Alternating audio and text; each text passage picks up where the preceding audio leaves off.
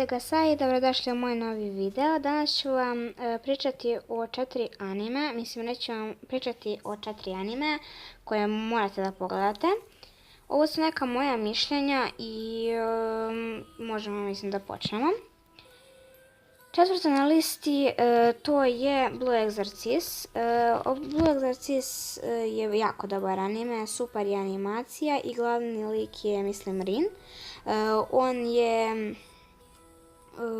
On je brat sa Yukineom, oni su blizanci, samo što je Yukine isterivač, on je obučen za isterivača, samo što to njegov brat Rin nije znao.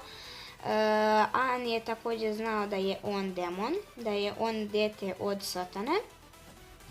Onda treće na listi je Noragami, mislim da je to poznati anime, mislim da ga svi znate. Tu se radi o tom jednom dečaku, ta jedna devojčica Hiyori. Ona misli da je to običan dečak jer samo ona može da ga vidi, on je u stvari bog, on je bog rata, koliko se ja sjećam. A ona nije ljudsko biće, ona je neka avet, da oni se bore protiv aveti i jednog dana ona ugleda tog dečaka i jedino ona može da ga vidi, a njene drugarice misle da nije normalna pošto priča sama sa sobom. Tako da anime je brutalan. Ne znam koliko ima sezona, ja sam gledala samo prvu. Onda drugo na listi to je Assassination Classroom. Assassination Classroom morate da pogledate, anime je brutalan. Radi se o tom jednom nekom vanzemaljcu koji je došao sa druge planete da bi, uništio ljude, ali nisam sigurna, ali došao je uglavnom da podučava djecu kako njega da unište. Znači, podučava djecu da se bore protiv njega.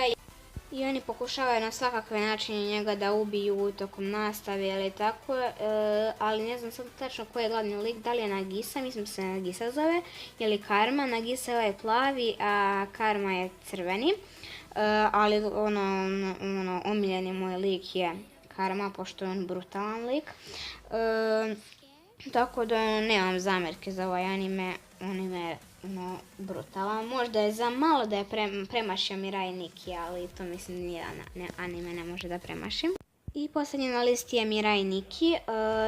Ovaj anime prevodi se Dnevnik budućnosti. Anime je super, nemam ni jednu zamjerku. Radi se o toj, mislim da je glavni lik ili Yuki ili Juno, ali Yuki baš nešto i ne volim. Juno je carica.